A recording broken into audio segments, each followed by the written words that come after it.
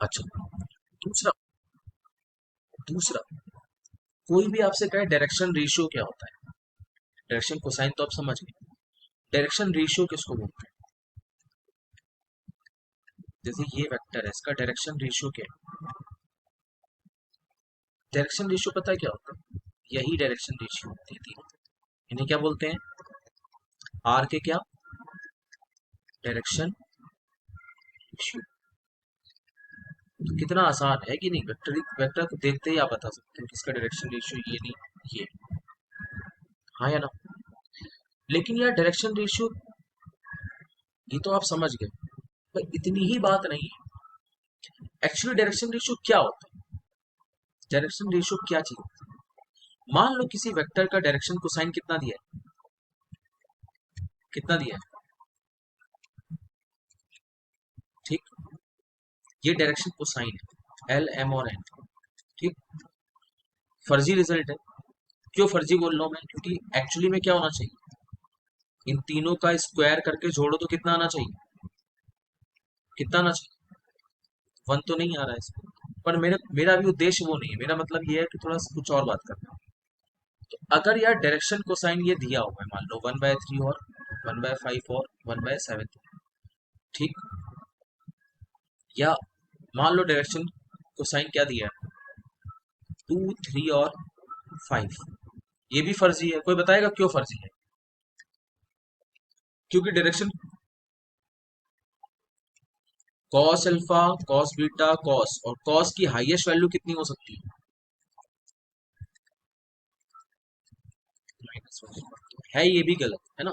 पर मेरा अभी वो उद्देश्य नहीं है, मैं आपको क्या सिखाना चाह रहा हूँ कि जरा ये सीखो कि डायरेक्शन रेशियो क्या होता है ना। बहुत बड़े बड़े टीचर से पूछोगे यही बता पाएंगे कि 3, 5 और 2 क्या होता है डायरेक्शन रेशियो, पर ये डेफिनेशन से जेई नहीं निकला, क्योंकि एक्चुअल डेफिनेशन ये नहीं। डायरेक्शन कोसाइन जो जैसे 2, 3, 5 है, तो डायरेक्शन रेशियो कुछ भी हो सकता है। जैसे आप इसको किससे मल्टीप्लाई करो, 10 से, ये क्या हो गया, डी आर हो गया। क्या हो गया, डी आर मतलब डायरेक्शन रेशियो था।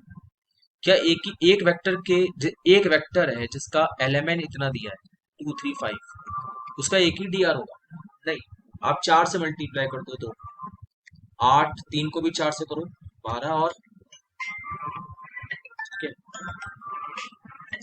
ऐसे कितने डायरेक्शन रेशियो बना सकते हो आप 5 से मल्टीप्लाई कर दो, 5 से,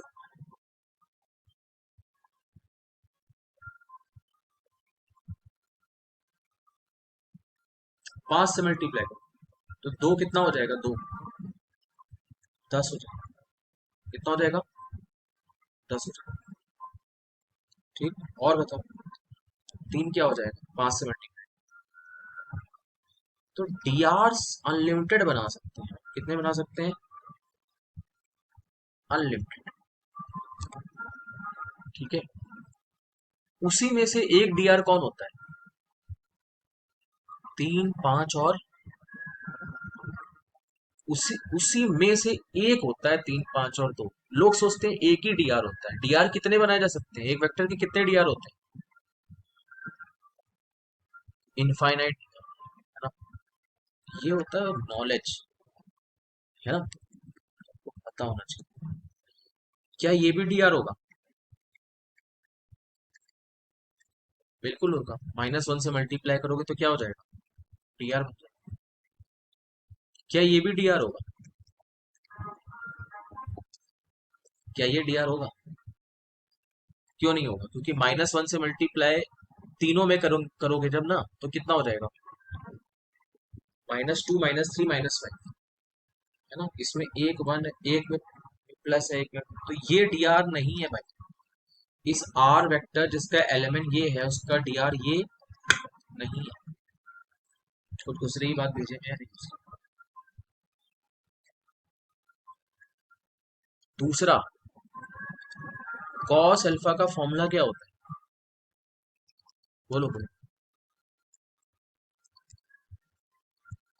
डायरेक्शन रेशियो अनगिनत बना सकते हो बेटा, पता है तुम्हें।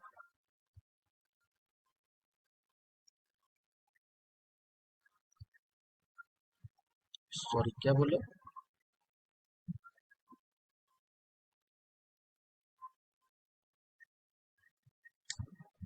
इक्वल भी डायरेक्शन, हाँ। हाँ, अगर किसी, जैसे ये डायरेक्शन को साइन है, ठीक है, ये डायरेक्शन को साइन है, एल एम एन सब, कॉस की वैल्यू कितनी होती है, -1 से 1। तो डायरेक्शन कोसाइन जो होता है ना, उसके जितने भी प्रोपोर्शन में आप बनाओ, जैसे आप ऊपर किससे मल्टीप्लाई करो,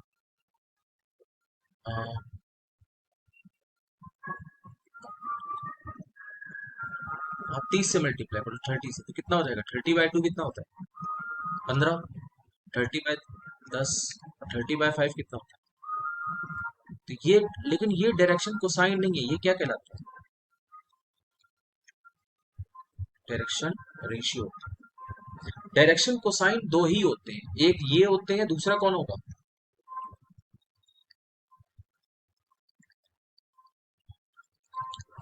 ठीक है, या अगर ये दिया है तो कितना हो जाएगा, है कि नहीं, बस साइन पलट दो, साइन क्या कर दो, पलट दो। लेकिन डी आर अनलिमिटेड हो सकते हैं ना, या डी आर की तो कोई लिमिट ही नहीं है, आप किससे मल्टीप्लाई करो, 2 से, तो 2/2 कितना हो जाएगा, 1, ये हो जाएगा -2/3, और ये कितना हो जाएगा, 2/5। डी आर बहुत सारे होते हैं, उन्हीं में से एक डी आर कौन होता है, जो आई कैप, जे कैप, के कैप के क्या होते हैं, क्या होते हैं, कोफिशिएंट। ये भी अनगिनत डी आर में से एक डी आर ये भी होता है, नहीं समझे,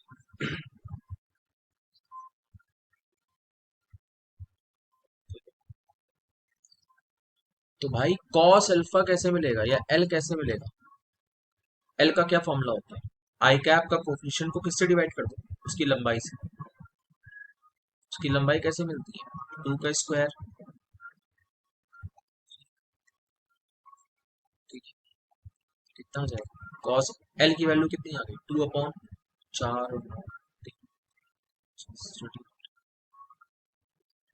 बताइए कॉस बीटा कैसे आप पेपर वाले को बताओ, या एम, ये कैसे आता है, और कॉस गामा या एन कैसे है,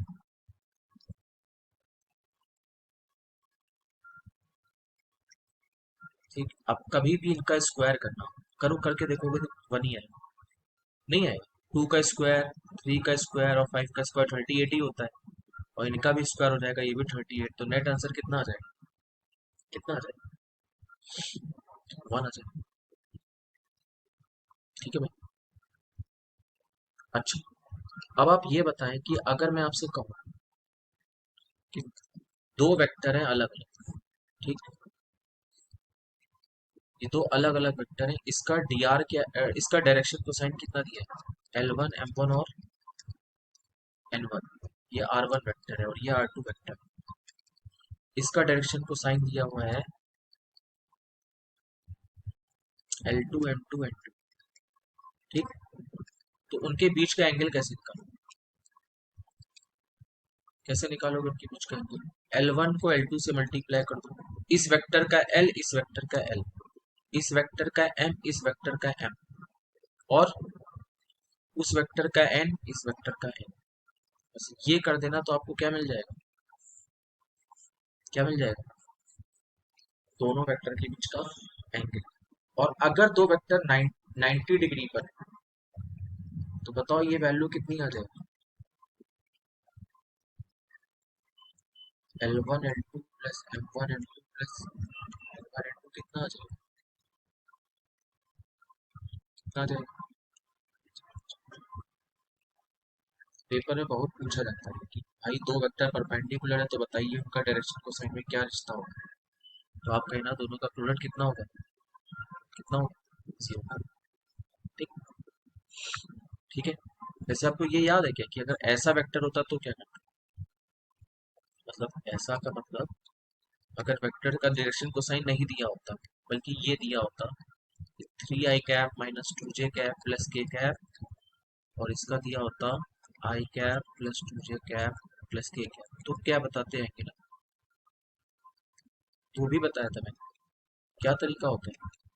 दोनों का डॉट प्रोडक्ट कर दो, R1 R2 का क्या कर दो, डॉट, तो कितना होगा, 3 into 1 -2 into 2 और 1 into, ठीक। नीचे क्या करते हैं, उसकी लंबाई और इसकी लंबाई, दोनों वेक्टर की लंबाई, इसकी लंबाई कितनी होगी, 3 का स्क्वायर, 2 का स्क्वायर, 1 का स्क्वायर, √4। इसकी लंबाई कितनी आएगी, √6। ऊपर कितना आ गया, 0। 0 अपॉन कुछ भी क्या कितना होता है, 0। यानी वेक्टर कैसे थे, परपेंडिकुलर थे। समझ में आ रही बात की नहीं? अगर आपको डायरेक्शन रेशियो में फॉर्मूला निकालना है तो किससे डिवाइड करना पड़ेगा, लंबाई से डिवाइड करना पड़ेगा। और अगर आपको डायरेक्शन कोसाइन में निकालना है तो डिवाइड करने की जरूरत नहीं, डिवाइड करने की जरूरत नहीं।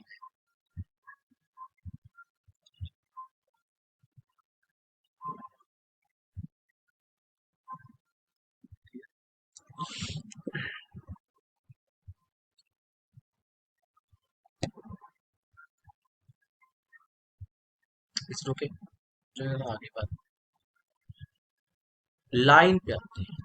आपके सिलेबस में प्लेन नहीं है, केवल लाइन है। आज पूरा 3D खत्म कर, कोशिश करेंगे खत्म करने, नहीं खत्म होगा। एक सेकंड रुको, स्क्यू लाइन देखिए सिलेबस में है क्या, स्क्यू लाइंस है सिलेबस में क्या?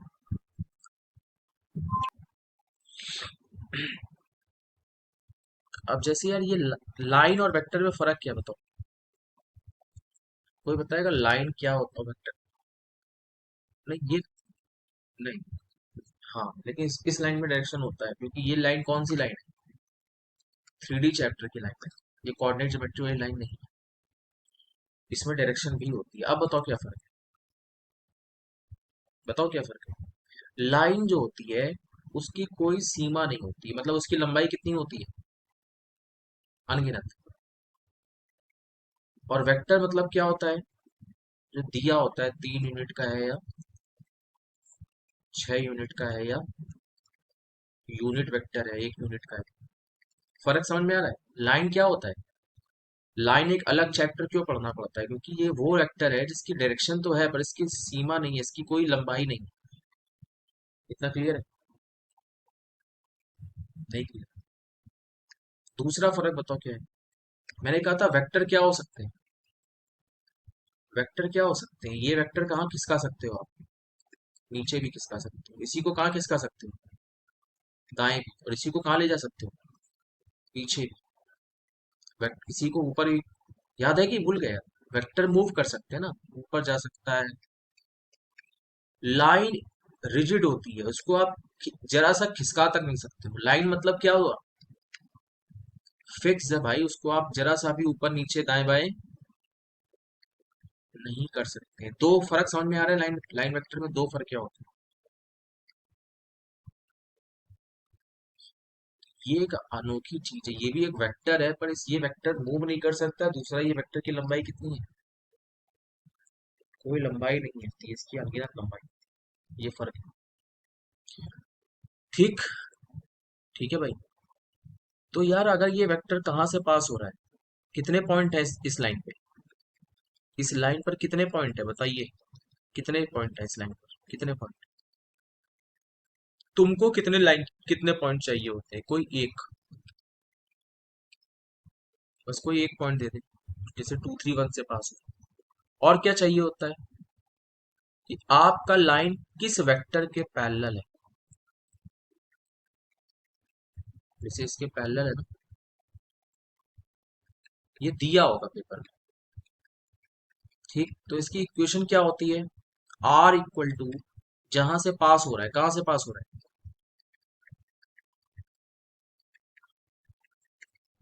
तो जिसके पैरेलल है वो क्या है, लैम्डा टाइम्स हो जाएगा। अभी बताऊंगा लैम्डा अपना क्या होता है, आप चिंता मत करो, मुझे पता है अभी आप थोड़ा सा अजीब सा लग रहा है। लैम्डा मतलब क्या है समझ रहे हो, या ये भी क्या दिखा रहा है, ये क्या दिखा रहा है, एक्चुअली में भाई क्या होता है कि कितने पॉइंट है एक लाइन में, कितने पॉइंट,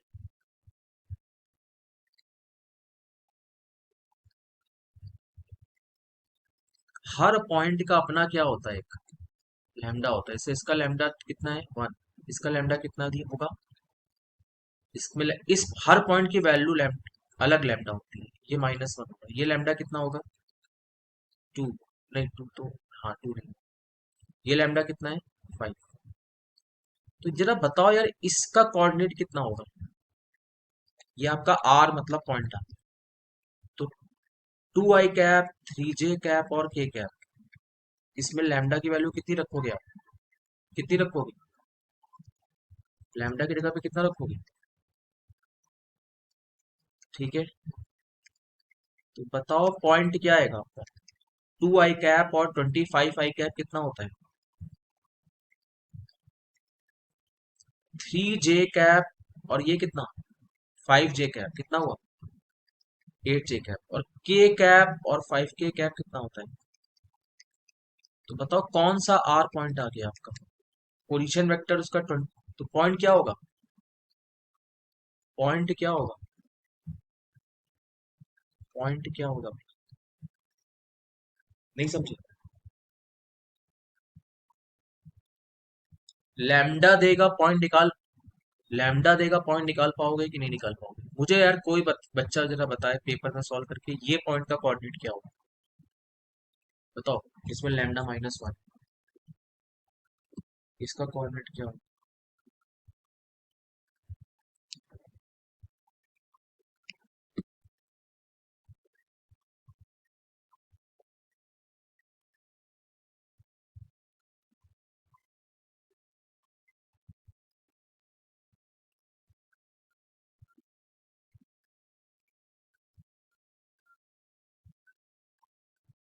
नहीं निकाल पाएगा, लैम्डा क्या रखना है आपको, माइनस, हाँ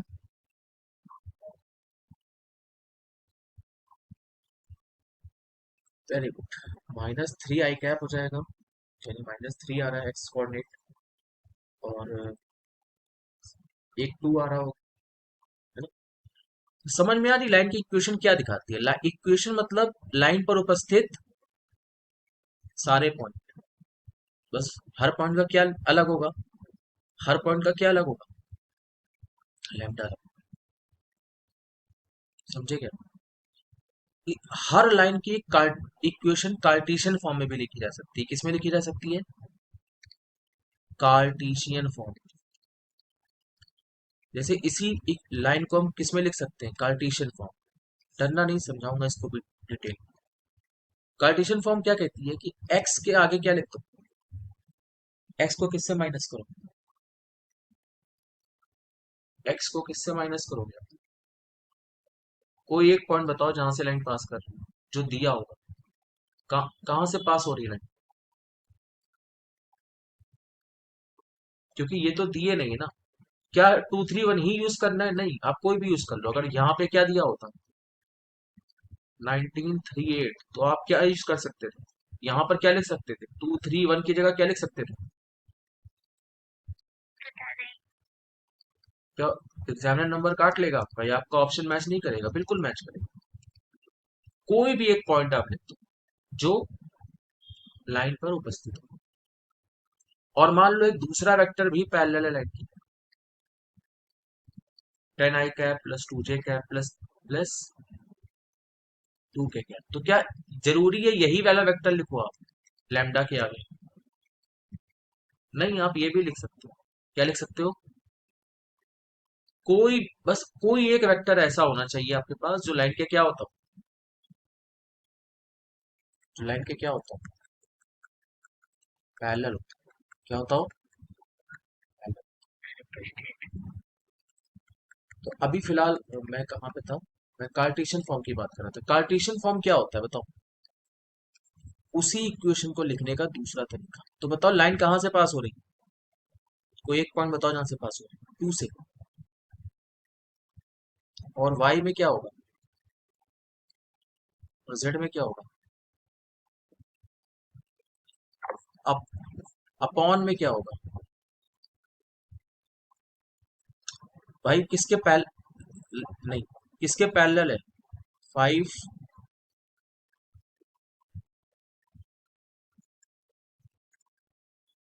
इसे बोलते हैं equation of line in Cartesian form. क्या बोलते हैं?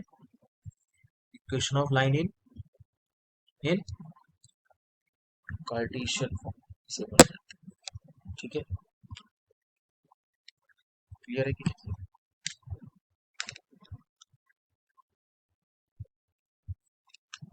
ठीक है, अब इसका मतलब क्या है, सेंस क्या है, मतलब इसको लिख के क्या हासिल कर लेंगे?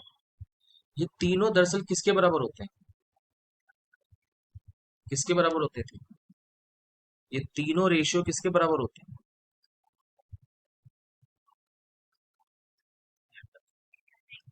तो जरा इसको इसको इक्वेट करो तो एक्स कितना आ जाएगा? 5 लैम्डा +2। वाई, वाई कितना आएगा? 1 इधर क्रॉस करो।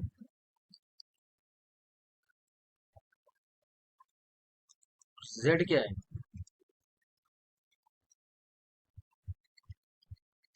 अब जैसे ये पॉइंट है, चाहे कोई भी पॉइंट ले लो, उसका फॉर्मेट क्या होगा हर पॉइंट का? हर पॉइंट का फॉर्मेट क्या है? 5 लैम्डा +2, लैम्डा +1 और लैम्डा +1। बस लैम्डा की वैल्यू क्या होती रहेगी हर पॉइंट की? बताओ ये वाले पॉइंट का कोऑर्डिनेट क्या होगा? इसका कोऑर्डिनेट किस फॉर्मेट में होगा? 5 लैम्डा +2, लैम्डा प्लस, बस क्या बदल जाएगा? लैम्डा का वैल्यू बदल जाएगा। इसका कोऑर्डिनेट क्या होगा? 5 लैम्डा +2, लैम्डा +1, लैम्डा की वैल्यू बदल। ठीक है, ये इस लाइन का सेंस है, समझ में आ रहा मतलब क्या होता है? जैसे अगर मैं आपसे कहूँ, मैं आपसे एक चीज कहूँ, सुनना। मैं कहूँ एक लाइन है यार, x-1/2, y-6/4 और z +1/3। इस लाइन पर एक पॉइंट है, ठीक है, उसकी दूरी इससे कितनी होगी?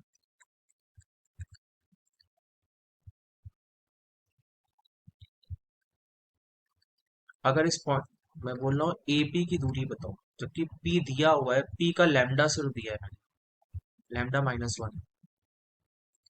तो बताओ क्या कोऑर्डिनेट का फॉर्मेट बता सकते हो आप कि पी लाइन पर उपस्थित एक पॉइंट है, पी कहाँ उपस्थित है? लाइन पर तो उसका फॉर्मेट क्या होगा? जल्दी से तीनों को क्या कर दो लैम्डा के बराबर। तो एक्स की वैल्यू कितनी आनी चाहिए?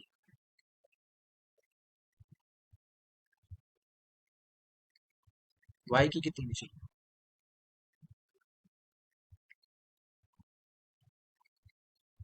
जेड, जेड का कोऑर्डिनेट कितना आना चाहिए? क्योंकि है ना, क्योंकि लाइन पर जितने भी पॉइंट है सबका एक ही फॉर्मेट कोऑर्डिनेट होता है, बस इस पॉइंट का लैम्डा का क्या नाम दे दिया जाए, लैम्डा 1 बोल देते हैं इसको। अब आप ये बताओ क्या एपी वेक्टर निकाल सकते हो आप? एपी वेक्टर क्या होगा? 2 लैम्डा प्लस, इसमें से इसको माइनस कर दो तो आई कैप आ जाएगा। तो 2 लैम्डा +1 - 6 कितना होता है? फिर इसमें से इसको माइनस करो तो कितना है? 4 लैम्डा 1 +5 आ जाएगा। ठीक है, और फिर बताओ क्या होगा? इसको क्या होगा, के कैप का कोफिशिएंट क्या होना चाहिए?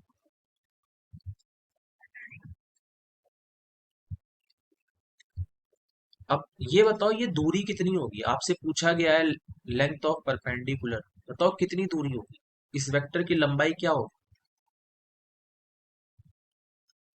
पहले तो लैम्डा की वैल्यू रख दो आप, यही। अरे यार इतना लंबा क्यों किया, इतना लंबा करना ही नहीं था। लैम्डा दिया हुआ है ना। तो बताओ यार, लैम्डा की लैम्डा अगर -1 रखे तो कोऑर्डिनेट कितना आ जाएगा? 2 - 1 + 1 कितना आएगा? -1।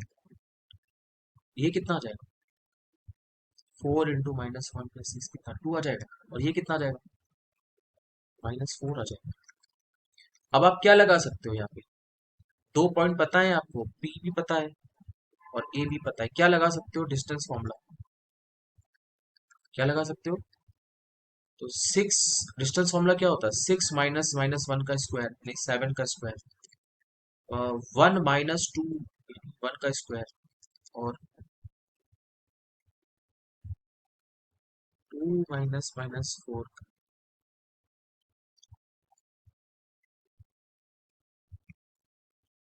6 का स्क्वायर। आंसर कितना हो जाएगा? 86 का कितना? नहीं समझ में आ रही बात? बताओ भाई, समझ में आ रहा है नहीं आ रहा है? क्या होता है लाइन का इक्वेशन? क्या होती है लाइन की इक्वेशन, समझ में आ रही है? हाँ है ना। चलो, ये एक लाइन है, ठीक है।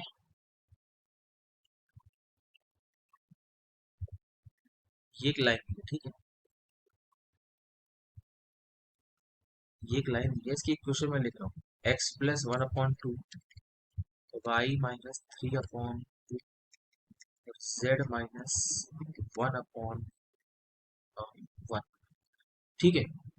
आप मुझे ये बताओ कि ये दूरी क्या होगी जबकि इसका लैम्डा दिया है मैंने 0। लैम्डा 1, नहीं लैम्डा 0 नहीं है। लैम्डा 1 की वैल्यू है 3, और ये पॉइंट है 104। तो मुझे बताओ एपी की लंबाई क्या होगी? एपी की लंबाई क्या लगता है, क्या होनी चाहिए?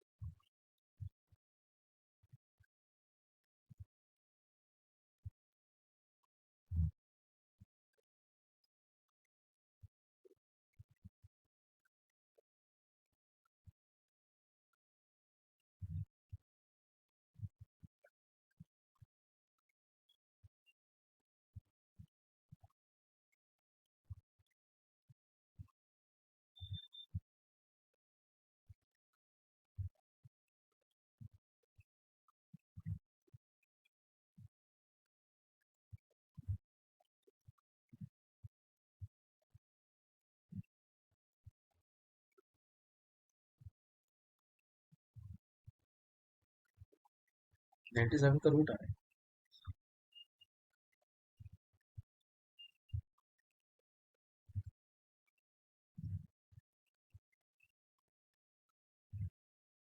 देखो, कैलकुलेशन करने की हैबिट डालो, नहीं तो पेपर में बेटा वो पेपर छूट छूट जाएगा।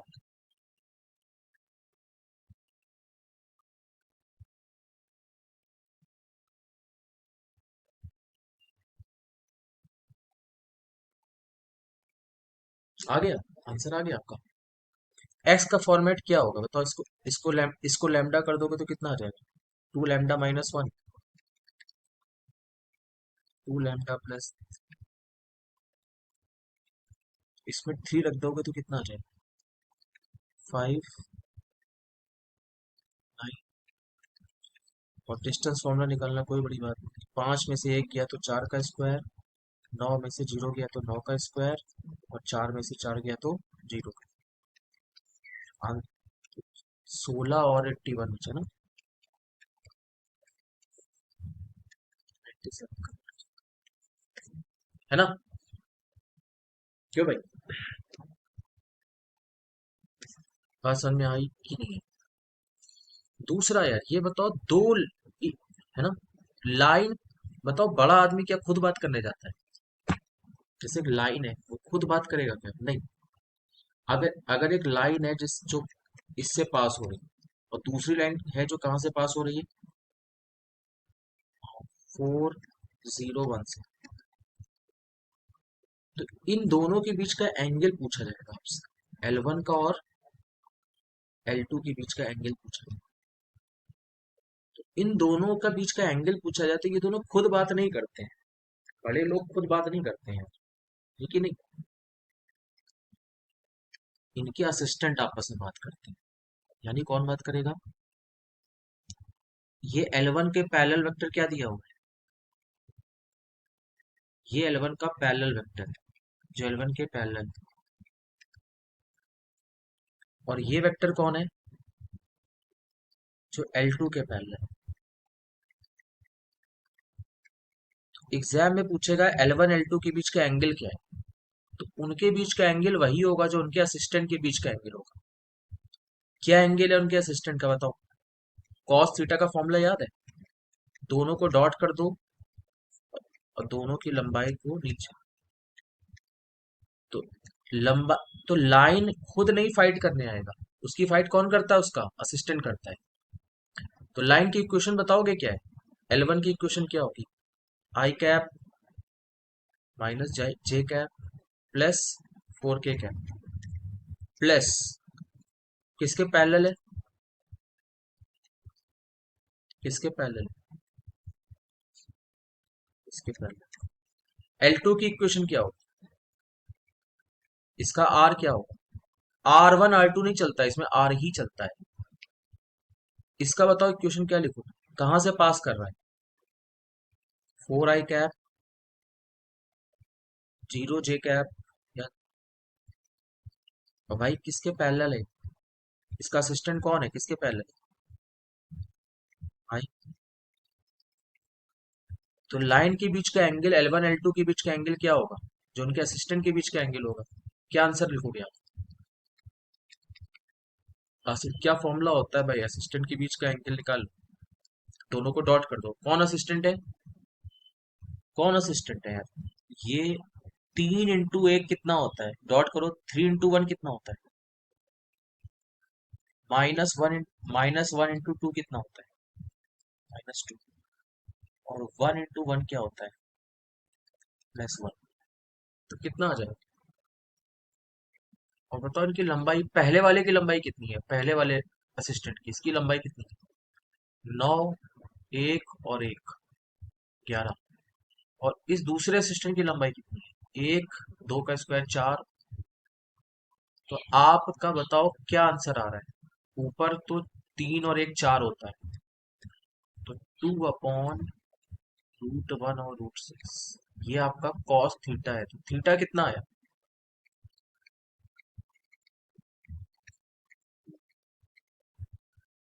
ये दोनों लाइन के बीच का एंगल। नहीं समझे? एंगल कभी भी लाइन के बीच में नहीं निकलता है, किनके बीच में निकलता है? जो एंगल लाइन के बीच में होता है वही है, हाँ, उनके असिस्टेंट्स के बीच का। ठीक है,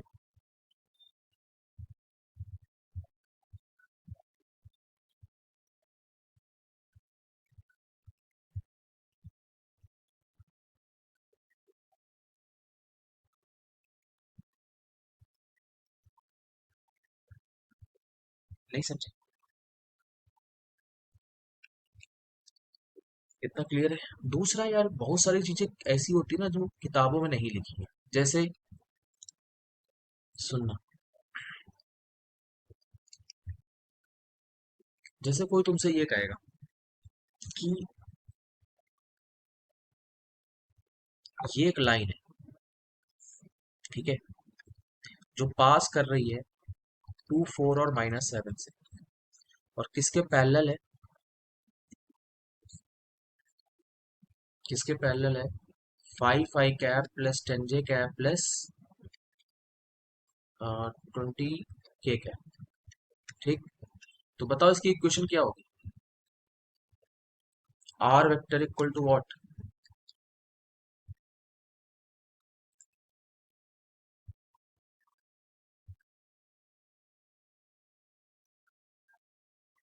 है ना?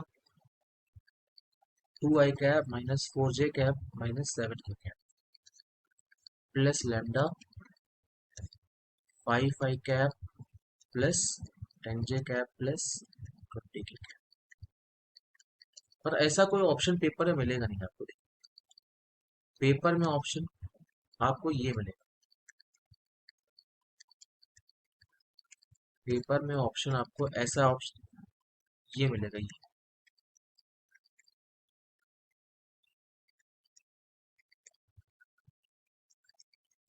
पता है क्या क्यों ऐसा मिला?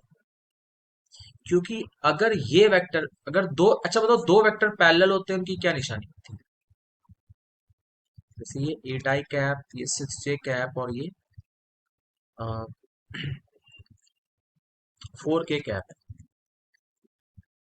और ये लिखा हुआ है 16i कैप, 12j कैप और 2k कैप, 8k कैप। कैसे आप बोल सकते हो ये कि पैरेलल है? क्या लॉजिक होता है कि पैरेलल है? कंफर्म करने इसका रेशियो आई कैप का रेशियो निकाला जाता है, कितना आएगा? 1/2। इसका रेशियो भी कितना आएगा? और इसका रेशियो भी क्या है? यही पहचान होती है दो वेक्टर क्या है, पैरेलल। आप मुझे बताओ ये दो वेक्टर पैरेलल है क्या जो मैं लिख रहा हूँ?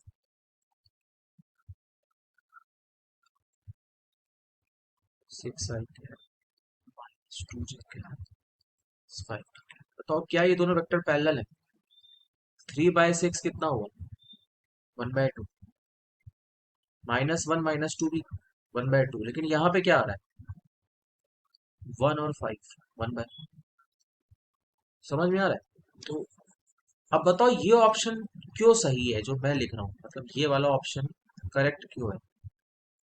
और ये भी करेक्ट है, दोनों करेक्ट है। दोनों करेक्ट क्यों है? क्योंकि अगर यार ये लाइन, हाँ ये लाइन अगर पैरेलल इसके है तो इसके भी तो पैरेलल होगी। ये कौन सा वेक्टर है? i कैप, 2j कैप और 4k। क्यों ये पैरेलल है क्योंकि 5/1, ये भी कितना है रेशियो? 5/1 का रेशियो, ये भी रेशियो कितना है? 5/1 का रेशियो। इसीलिए ये बोला जाता है कि लाइन में क्या होता है, अगर एक जो पैरेलल वेक्टर होता है, जो असिस्टेंट होता है, उसमें से कुछ कॉमन मिले तो वो कॉमन किस में घुल जाता है जाके? वो 5 किस में घुल जाता है? लैम्डा में जाके घुल जाता है, डिसॉल्व हो जाता है।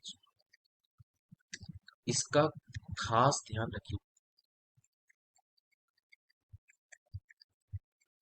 नहीं तो कहोगे कि मैं ऑप्शन मैच नहीं। कांस्टेंट को लैम्डा में ही क्या कर देना, डिसॉल्व कर देना। ठीक।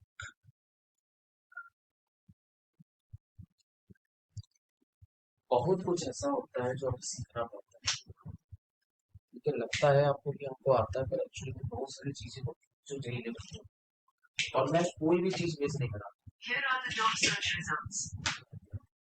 ठीक है, अगर मैं तुम्हें चैप्टर पढ़ा रहा हूँ, ट्रस्ट करो, मैं तुम्हें सब कुछ बता रहा हूँ, और है ना, खत्म कराना मेरा उद्देश्य नहीं है यार। मैं अगर ऑनलाइन लेक्चर पढ़ा रहा हूँ, मैंने जितने ही पढ़ा है, मैट्रिक्स में आप जाना, उसमें भी सारी काम की चीजें बताई है तुमको, जिसमें फंसाते हैं बच्चों को, वो सब बता दिया तुमने ऑलरेडी। ठीक है, ये लेक्चर भी रिकॉर्ड हो रहा है, मैं अपलोड कर दूंगा इसको। कितना क्लियर है भाई? दूसरा, कोई कहे यार कि ये वेक्टर क्या है,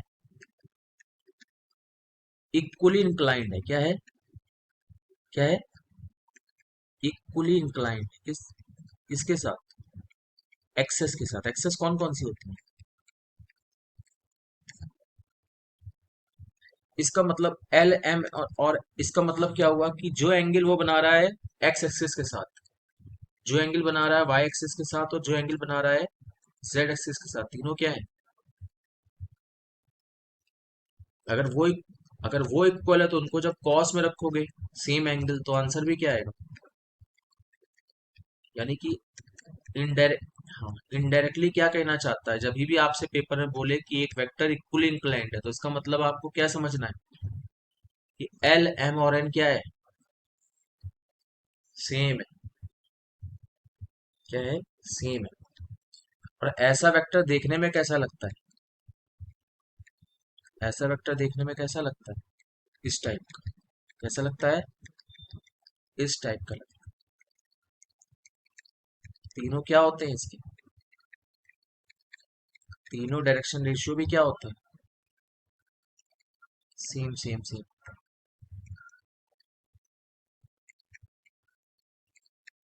ये याद रखना term, equally incline to axes, ये बड़ा इंपॉर्टेंट टर्म है। इक्वली इंक्लाइन मतलब सेम एंगल बना रहा है एक्स वाई और जेड के साथ। ठीक, तो मुझे आप ये क्वेश्चन का जवाब देंगे कि find equation of line which is passing through, find equation of line which is passing through 1 2 3 and parallel to vector which is parallel to vector which is equally inclined, parallel to the vector which is equally inclined to axis। मतलब एक ऐसे vector, समझ में आई बात, एक ऐसी line है जो कहां से पास हो रही है, 1 2 3 से पास हो रही है। ठीक, और वो वेक्टर, वो लाइन किस किस वेक्टर के पैरेलल है, उसका असिस्टेंट कौन है, एक ऐसा वेक्टर जो क्या, जो तो क्या लगता है क्या होगी उसकी इक्वेशन,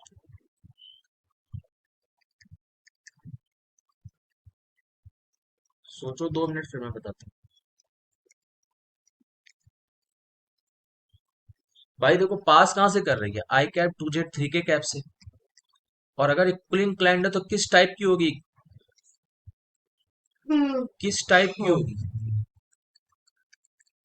किस टाइप की, वेक्टर कैसा होगा, इक्वली इंक्लाइंड है यानी किस टाइप का होगा, इस टाइप का होगा। और आपको पता है 3 क्या हो जाता है लैम्डा में, 3 लैम्डा में डिसॉल्व हो जाएगा। अगर मैं 3 की जगह 8 भी ले लेता तो वो 8 भी कॉमन लेके क्या हो जाता, लैम्डा में डिसॉल्व हो जाता। समझ रहे हो ना, इक्वली इंक्लाइन मतलब तीनों क्या होते हैं, तो कोई भी इक्वल, कोई भी होता है यार, वो क्या उसको कॉमन लेते तो लैम्डा में क्या हो जाता, डिसॉल्व ही हो जाता। तो अल्टीमेटली कुछ भी हो, आंसर कितना आना है लाइन का, जब कॉमन ले लोगे 8 तो कितना बचेगा, नहीं समझ में आ रही, चाहे 8 हो या 18 हो क्या फर्क पड़ता है कि नहीं, कॉमन लेके किस में डिसॉल्व कर देंगे, लैम्डा में। क्या ये समझ में आया नहीं आया, ठीक है। कल इसका लास्ट लेक्चर है, कल हम थोड़ा स्क्यू लाइंस वगैरह पढ़ेंगे। ठीक है, लास्ट लेक्चर है, खत्म हो जाएगा। ये काम का चैप्टर है, 3 क्वेश्चन पेपर में आएंगे जेई में से, एक चैप्टर से, 3D से।